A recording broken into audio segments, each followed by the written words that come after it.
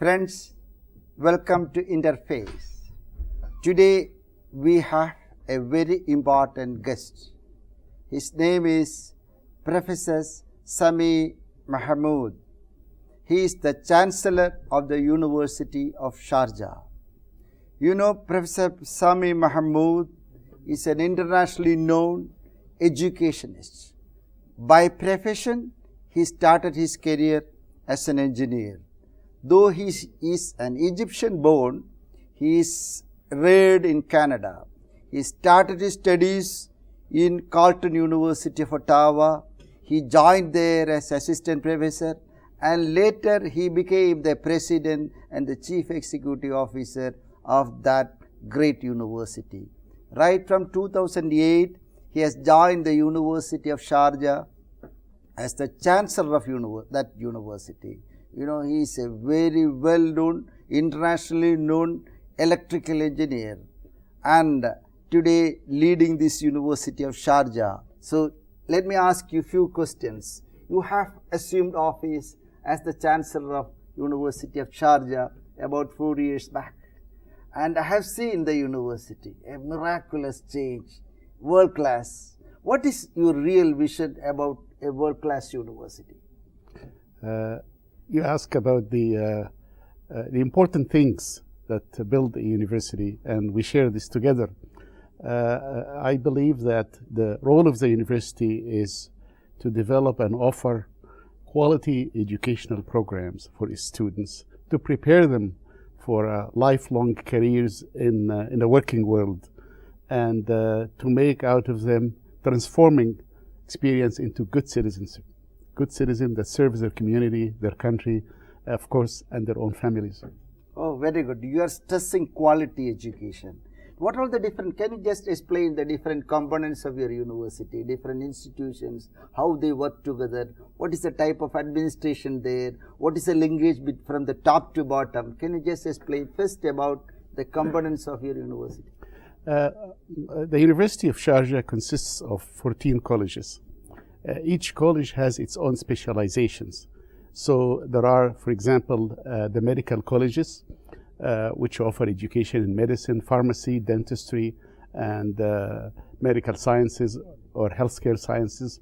And there are colleges of engineering, science, and then there are colleges of humanities and social sciences.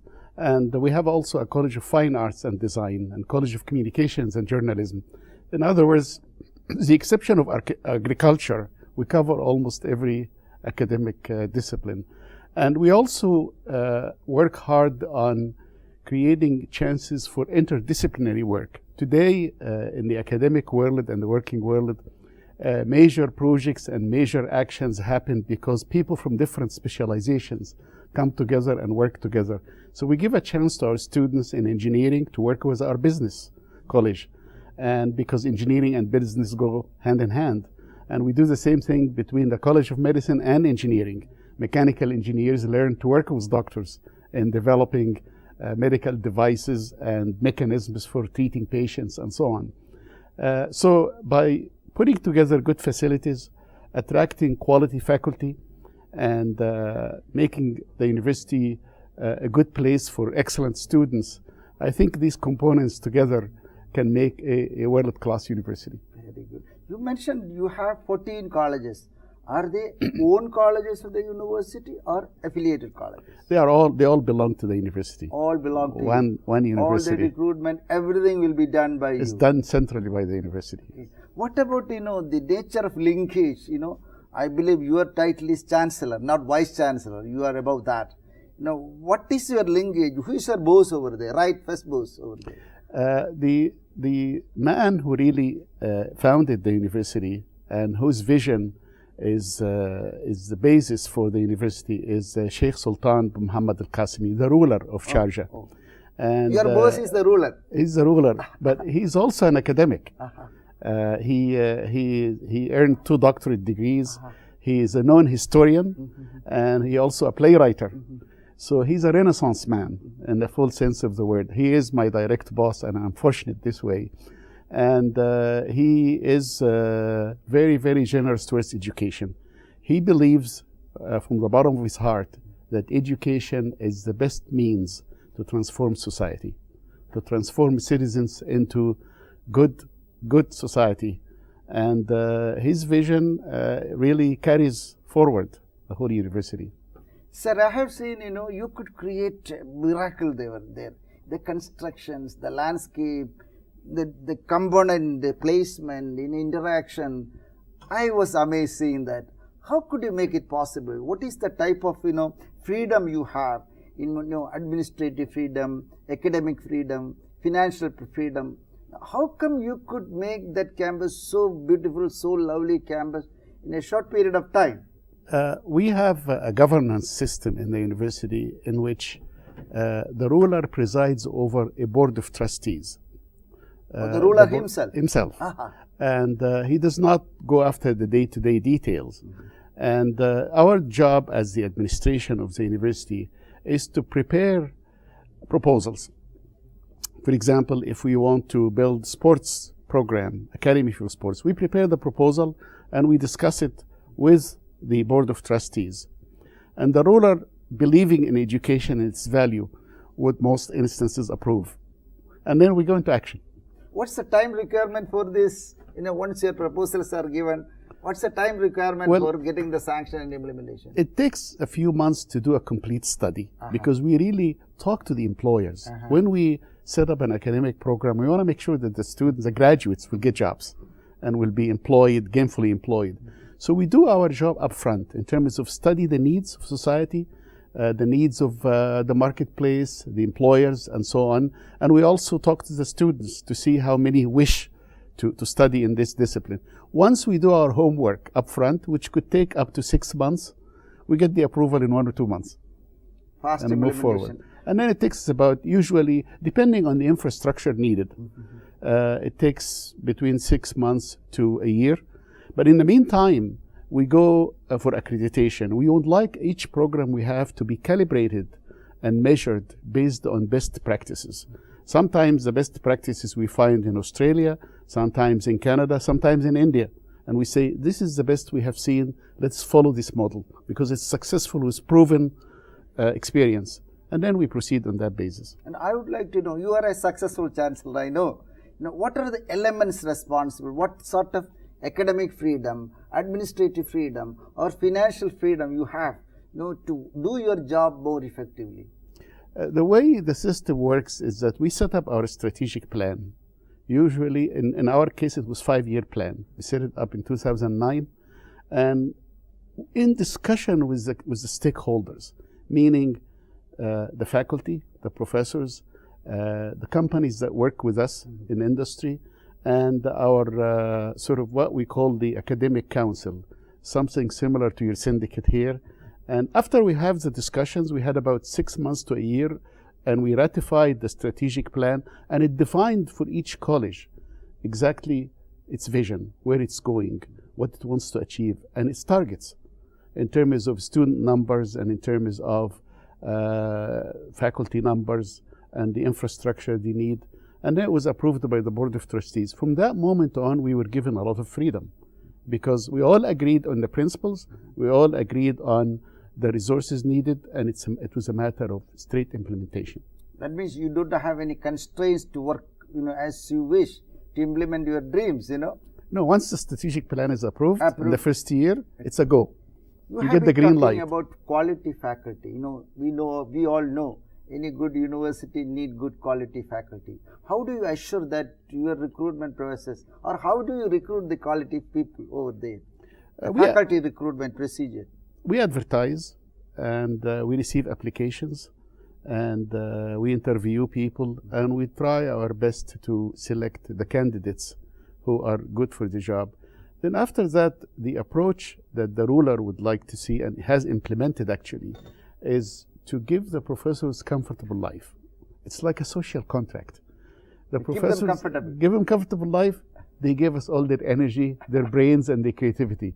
And that's the best commodity available, is energy of the professors and their creativity and dedication. You give the best pay and best living facilities. We have to. And expect the best. Then you expect they really dedicate themselves fully. So that's the important fact. It's like a two-way social contract. Okay. is the size, number of faculty approximately you have there? We have about 550 faculty all member world-class professors. faculty. All really good people, good, Okay. dedicated people. Let me ask you one question. This part of the world, we have recently problems of evaluation, internal evaluation, external evaluation, hybrid evaluation, all sorts of things. What is the type of evaluation of students in the examinations that is being followed in the University of Sharjah? When after conducting the exam, you have the semester system, I believe. Yes, we do. And after the examination, how the students are graded? What is the procedure followed? Is it entirely by the professor himself or external evaluation? What is the exact mechanism that is being followed over there? In some disciplines, we go by our internal evaluation systems. Which means, can you elaborate? Which means that the students, there is a certain marks assigned to the termed work. Students get to do each course an independent project, but they also take homework, and we pay attention to attendance. Yeah. Students must attend the classes. Yeah.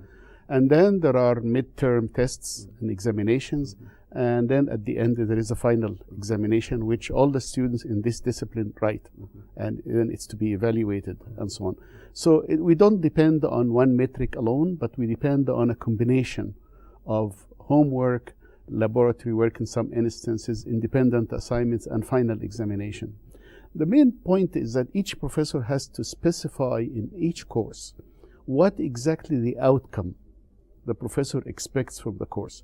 So the outcome can be, for example, knowledge, application of knowledge to solve problems. It could be field work. Student has to go out and do field assignment.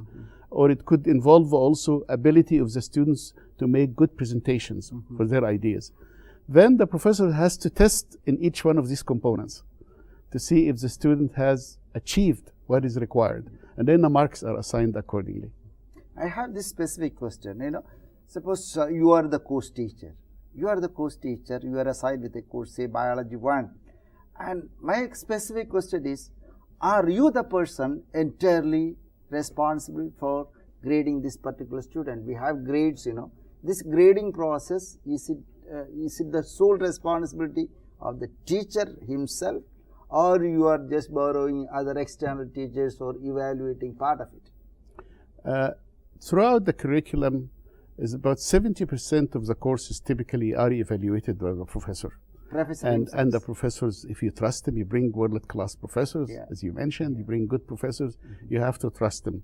Now, 30% in many instances are assigned by external examiners. For example, in medicine, there are always external examiners that come from other colleges.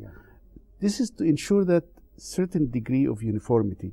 So you don't only test the students, you get outsiders to test them to see how good they are, if they really met the requirements and so on.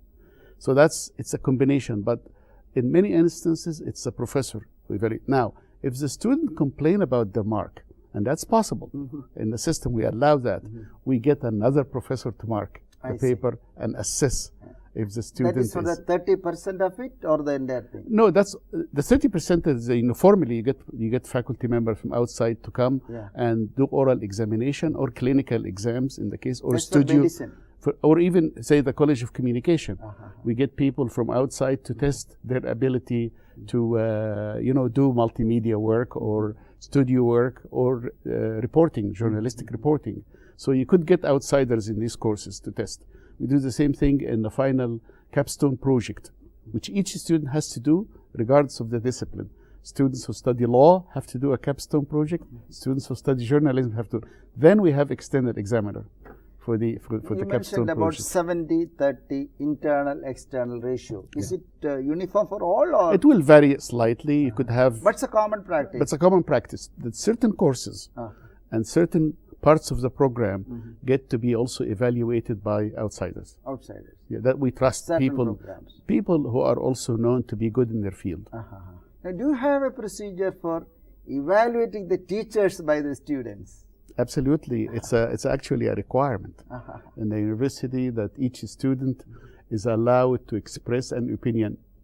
Two opinions. One done in confidence, which is to put on a scale of 1 to 5 how good the professor is in a number of categories, and also to do some remarks in writing. We give the remarks straight to the professor without the student's signature. So they know what the student think of the professor. And then we get the quantitative evaluation itself. It's done by a special office of statistics that would produce data that would tell us how good the professor is in everything, in terms of being fair, in terms of delivering good material, in terms of imparting the material to the students very well, and in terms of attending classes on time, the hours they dedicate to help the students outside the class, every category. And then we do the evaluation, we give it to the professor, to the chair of the department, to the dean of the college, and I get to personally look at each one. And if we see a professor being deficient in some aspect, we don't punish for a while. We say to the professor, okay, you have to improve. And we wait for the next evaluation. But a professor who is consistently bad in teaching has no place in the university. That's for sure. What is the normal type of duration of appointment? Is it permanent appointment or term-based contract appointment for faculty? Initially, we give the professor a 2-year appointment or 3 years to take a look at how they fit as teachers. Some people are good in research but not good in teaching. And we see that, and we do the evaluations. And if the professor proved to be good in teaching and research, fits well, then we give what we call 4 years rolling appointment, which means it's automatically renewed 4 years and 4 years and 4 years. And we have professors who have been with the university since it was established. Do you think that this mechanism of teacher evaluation by student, is it good? Do you think? What is your experience? I think it's very good because, to be fair, the students are the recipients of the teaching, and their opinion matters a lot. They matter the most. So we do this. Now, we don't want this to be a popularity contest in which the professor is like a popular actor. So we have to ask the right questions, that indeed the professor is good in delivering the material, good in explaining ideas, fair in marking, patient in answering questions. If you ask the right questions, in most instances, you get correct answers from the students. Let me ask you another important question. What about your academic calendar? Do you have a permanent academic calendar, say every year this term 1 will begin this point of time, and at this point of time, then the examination start from here, with data publication of this. Do you have such a permanent academic examination calendar for you, for your university? Yes, we do. Typically, the first term, we call it the fall or autumn term. It starts in September, early September, and it's completed by end of January. And then we take a break, and then we come the spring term, which starts in February and ends in June. And then we have a summer term, but it's mostly courses and people who want to continue their research program and so on. So we have set dates for the year. How many days you take normally for publishing the results after the final date of the exam? Once the examination is over, normally how many days you take to release? 1 week. 1 week? 1 week. Is it 1 week? So you have more or less a permanent sort of dates and time fixed for all the academic programs? Very much. It can vary by 1 or 2 days, depending on it falls Only on a 1 or 2 weekend or not, but pretty much don't compromise set. on that. Yeah, it's quite set, yeah. People need to know we find that people, both professors and students, need to know their year ahead and plan accordingly if they want to take a break to visit their families or take travel. And we have also a big exchange program.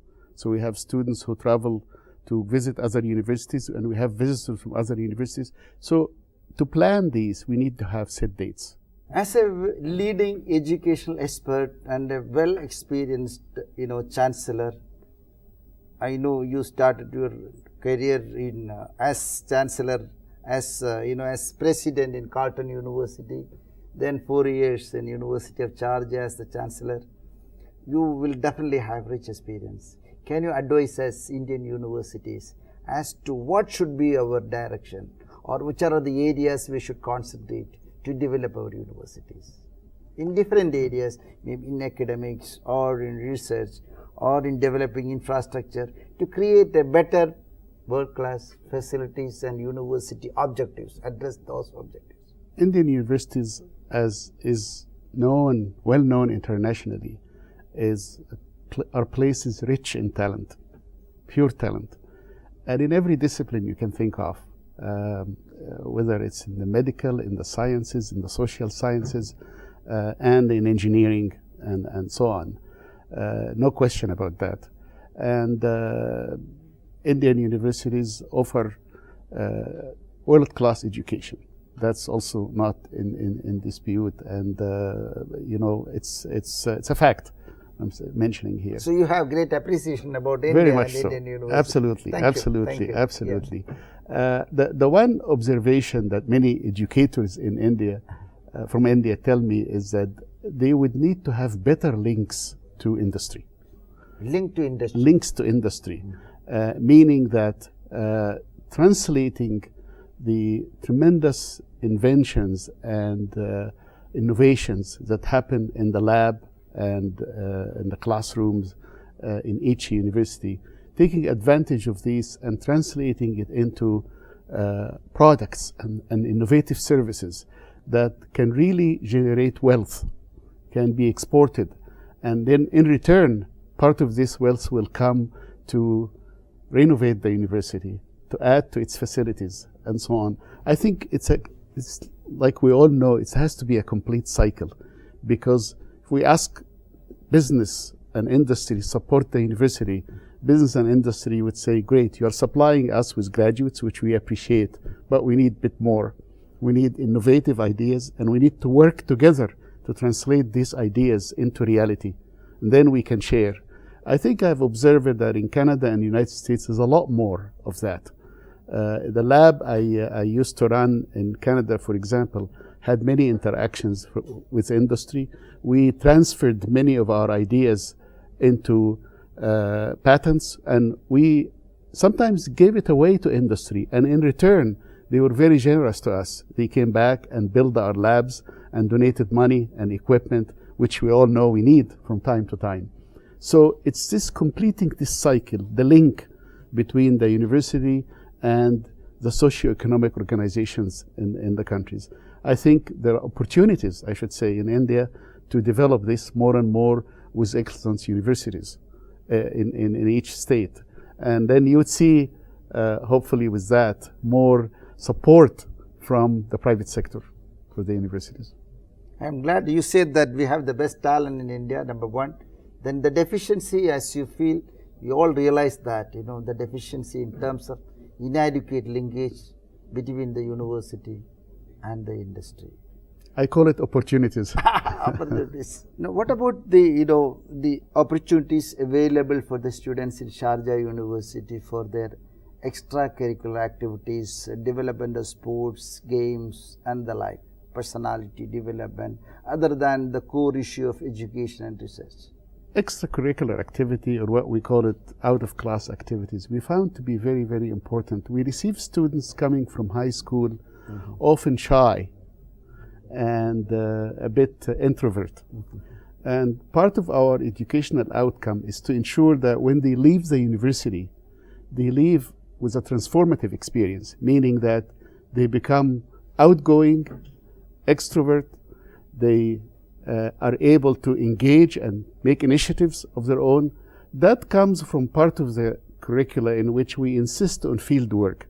So students get, at the very least, every 2 years, 3 months of training in outside organization. We have commitment to send them out for training. That really makes them aware of what the workplace is like. And so a student in law will spend time in a court of law, seeing how the court of law would work. A student in engineering will spend time in industry, seeing how it works. But we ask them also to file a report and to make a presentation on the experience they had. And then each student in each program had to do field work and a project outside the university. And that could take several weeks. It's part of the curriculum. So that's part of the curriculum. But also we have a lot of engagement in the form of cultural groups. We have a theater group, poetry group, groups in sports, 26 sports practiced, and 26 teams that compete inside and outside the university. This we consider to be integral part of their education. So that, as I said, after 4 years, you find transformation in the very core of their personality, from shy and not confident into outgoing and engaging. And it's this experience that we feel is all about. It's just not knowledge alone, but how to take this knowledge to the next level and how to interact with members of society, the community. And that comes from the training and work experience they have. And we did a lot of that in Canada, and I'm doing more of it in Sharjah, because the students are even more shy when they come from high school and because of their upbringing and so on. So the university is a transformative experience in the social front as well. In the beginning, we started talking about quality. What is your comments about the need for adding values, spirituality, ethics, and all along with the education? I think it's integral part of their program, and my hope and aspiration is to see more international cooperation. So not only that we develop ideas together, but also do program accreditation together. We often invite professors, and would love to invite professors from the great Indian universities to come and adjudicate our programs, evaluate them, and give us their opinions based on their own experience, and vice versa. I think through this international cooperation that we'd like to see it even formalized into a system of exchange, we can adopt best practices, learn from each other, and adopt. Insulation is not insular, isolated affair. It is open, universal affair. So that's what we hope to see. Now, I know that your visit has one major purpose, to explore possibilities of collaboration with Indian universities for working together, sharing their strength and all mutually beneficial manner. Now, after having this visit, now what is your impression? Which are all the areas which you feel appropriate for consideration for mutually beneficial collaboration? One area is really joint research programs in which our respective professors and students can define, can work together on sort of what I call mission-oriented research, and then we in the administration undertake to provide them with the support, the resources and the finances to complete this mission. I think through international cooperation we can enrich each other with knowledge, and for us we can benefit from the great talent that exists in Indian universities. So that means you are observing very definite areas of mutual collaboration. Actually, we are open in the medical field, in engineering and sciences, and in the social sciences field. We have humanities and social sciences as well. We have definite opportunities. Thank you, Professor. Thank you very much. It's my pleasure, and wish you the best. Thank you.